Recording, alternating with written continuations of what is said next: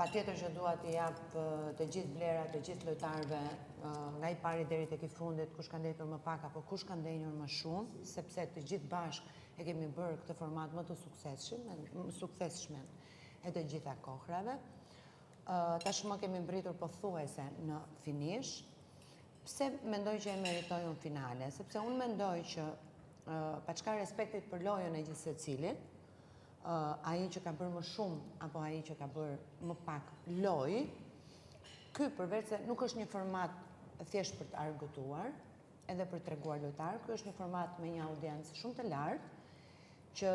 vlen shumë edhe për të dhënë modele, sidomos për brezin e ri,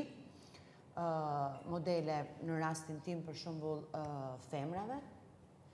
dhe unë mendoj që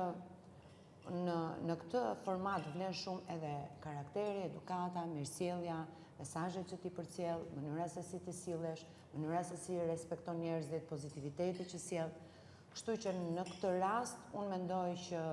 kam sjell goxha, pra në një farë mënyre në këtë format edhe në finale duhen vlerësuar në një shumatore të gjitha që kemi sjell, por në krahasim ndoshta me lojra fake apo lojra çiftesh, unë them që meritoj shumë të jem në finale, sepse edhe modeli ka vlerë